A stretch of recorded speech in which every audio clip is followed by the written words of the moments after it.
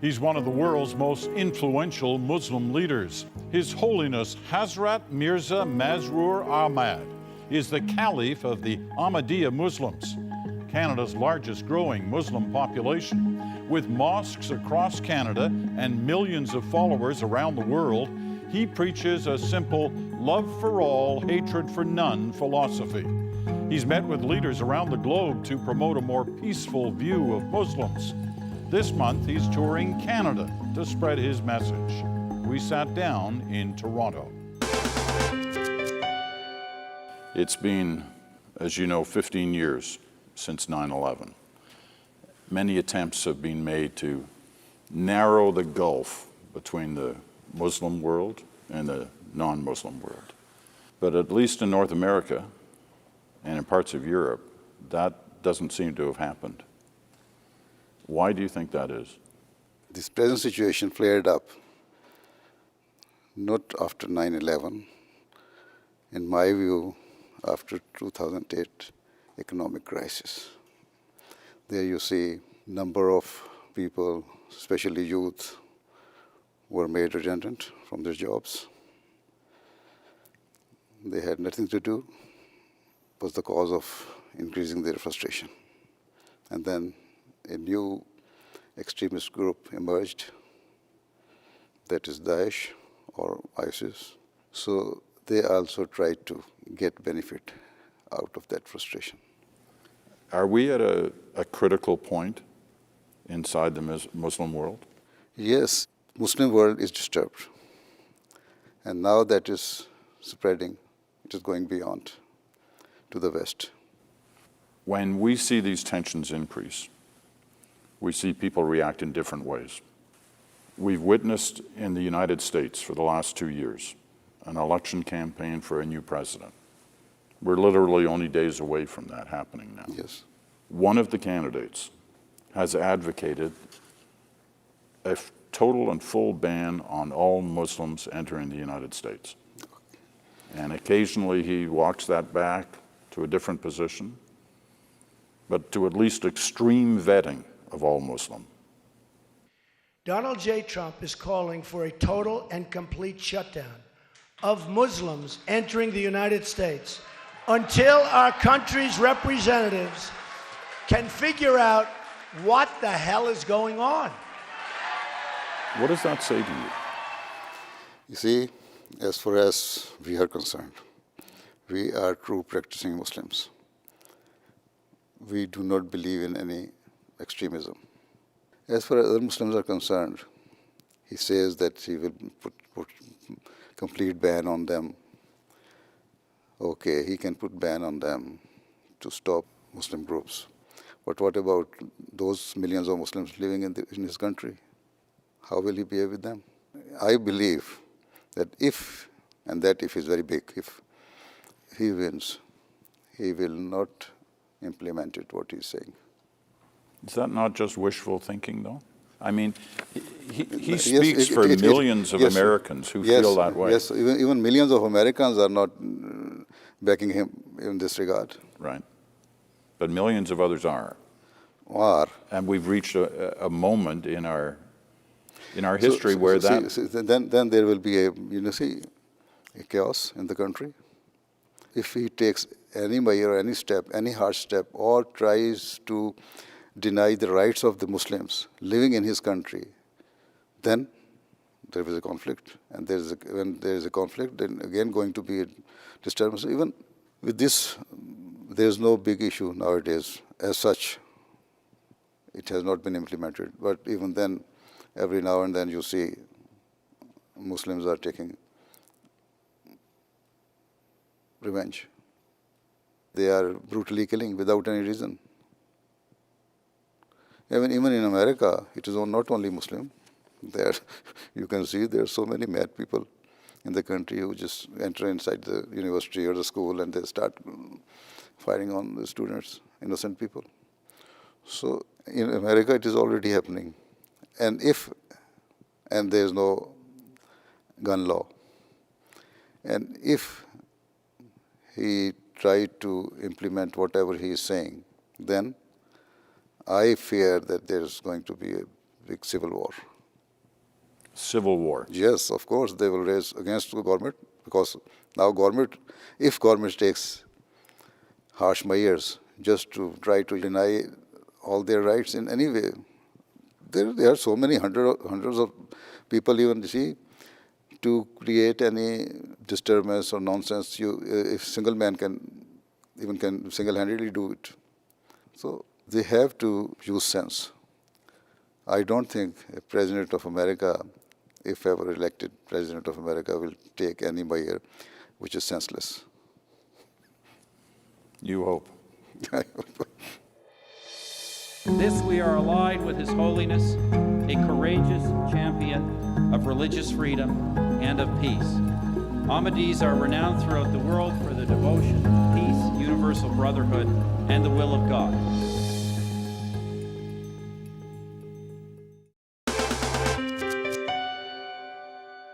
Let's move it to Canada for a moment.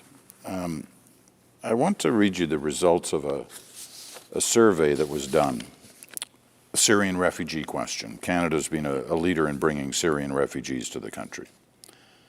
And Canadians have felt pretty good about the fact that they've brought in. But the results of the National Polling Partnership between the CBC, that's my network, and the Angus Reid Institute, 68% of Canadian respondents said minorities should be doing more to fit in with mainstream society instead of keeping their own customs and languages. Now, interestingly, same poll in the States, only 53% of Americans said that.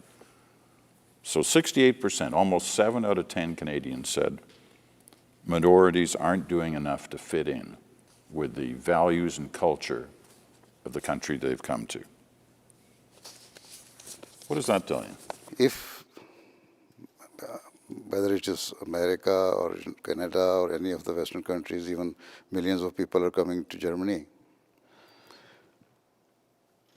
if they are those immigrants or refugees are given any status or absorbed in the country, that it is compulsory, incumbent upon those people to live in that country which has given them refuge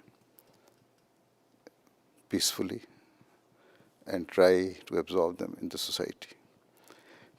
But to my view, as far as religion is concerned, it is quite different from that of law. We Muslims, we Ahmadi Muslims, are very much absorbed in the society. And we believe that even it is the saying of the Prophet of Islam, that the love of your country is part of your faith. And it means once you enter in the country, when you get all the necessary benefits, you get the citizenship of that country, then you have to do your level best with all your capabilities and faculties for the betterment of the country. Let me pick up on that point a little bit, because you've been critical of some Muslim mosques in Britain, and therefore I assume you think beyond just Britain on this issue. But you've been critical of the fact that in some cases imams have allowed radical thought and organization to take place in their mosques, that they haven't been strong enough on that issue. You see, if imams are behaving in such a way, I said to the British press and other European press that if they think that imams are playing their role in radicalizing the people, Muslim youth or anybody. If they have, or that they have? They have. Not all. No, not all. Those who are. Mm-hmm. See, even if they are not, even then they should be monitored. What does monitoring mean? Monitoring means when they are delivering sermon, they should be monitored at every sermon. If they are not publicly saying that one, then at least it is the duty of the agencies and the government to keep vigilant eye on them. So allowing security inside. Security and vigilance, that's what they are doing. It is not spying. Some would see it as spying, yes, no? somewhat, this is why I use this word, because you cannot put the life of the nation at stake because of just some few people. People say that we should integrate. Those who are coming, Muslims should integrate in our Western society. Yes, of course, it's not matter of only society. To me, integration is you have to be law-abiding. You have to work for the betterment of your nation and country. This is integration. And never do even think ill of your country in any case. As far as religion is concerned, the government should also give freedom to all the people who practice any religion. A Muslim should be free to hold his or practice his religious teachings. And even if you think that to go to the club or to go to a bar and drink alcohol is part of integrity, to me it is not. If you say to shake hand with the women is the part of integrity, to me it is not. Even once a lady journalist asked me in Sweden that you do not shake hand with ladies. How can you absorb yourself in the society? So I said, to me, shaking hand is not the only thing or that can help the country or just that can justify my being the honest to the country. Well, seeing as you've raised that question, because as you know, it is a question that many non-Muslims in North America especially ask about the relationship between men and women, the way women are seen inside mosques. Let me show you a picture just from last weekend that would seem to some. This was here at one of your services. Yes.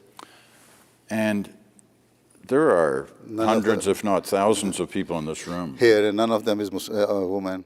There are no women. Yes, but if you go to the other hall, thousands of women are sitting there. And even I myself delivered direct lectures to them in their hall. But they're in different halls. They are in different hall. This segregation is, you call it segregation, right? Well, you're calling it that. I'm calling it, but this Right. is the word used by the Yes. Western people. I'm using your word. Okay. Right? So, But to some people, that's just not you see, acceptable. do not accept. But those who are happily doing it and they do not have any objection against it, ask them whether they feel happy and comfortable when they are segregated and they are holding their function as separately. When they are sitting, they are not being kept there as your prisoners. They are free. You see, their organization. But they're not free to go into that room. They are free to hold their functions. So if they accept it, then the person who does not believe in it should not raise any question against. They say they are comfortable. I always ask them, telling them, okay, you just go inside. Ask the women, the women, whether they feel comfortable when they are, in your opinions, in so-called segregation, or they are not. But do you really, you're their religious, spiritual leader. So this is the do you really think they're going to say to you, no, I'm not comfortable? Yes. They're going to challenge you and your authority? See, there's no compulsion in religion. Okay. There might be some few girls who would say that they could not understand the teaching because they did not go deeply into the true teaching of their religion. But once they understand the logic, you see, every teaching in Islam has the logic. It is also religious commandment to the men and women. in the Holy Quran. First to men, that they should lower their eyes and should not, you see, keep lustful eyes on the women, right? And see, that is the parda or hijab for the men. And then in the next verse, it is said to the women that they should also behave in the same manner. And apart from that, it is the teaching. It's religious teaching, whether you like it or not. So we cannot say, there are so many arguments if you go on debating on this issue. Okay, I don't want to dwell on this, but you brought it up, so it was something that I wanted to ask. I assume you accept that for a lot of non-Muslims in this country, it's a sensitive issue. The relationship between men and women, yes, and how they're seen as equals on everything. We now have a government where the cabinet is 50-50. We have a prime minister who was actually criticized just a few weeks ago for being in a men's-only mosque event. So it's a sensitive issue. This is what I say. The government should not interfere in the matters which are religious. If being a religious body, religious organization, a sect, we believe, and both parties, men and women, believe that this is the part of their faith to do hijab. Hijab is the barrier. What hijab means is a barrier. So, not free mixing, but as far as the opportunities are concerned, our Ahmadi ladies are more educated, more literate than the men. They are doctors, they are working in the hospitals, they are engineers, architects, scientists, research workers, doing all these things, and with hijab. So these are the opportunities we are giving to them. We are not usurping their rights. We are not depriving them of their potentials. Whatever they have, they are teachers. Even in Pakistan, in a third world country where it is said that the literacy rate is very low, our Ahmadi Muslim women are more literate than men. You can adjust yourself alongside your religious teachings. The Ahmadiyya community plays a vital role in promoting the positive diversity that is at the heart of Canada's success as a nation.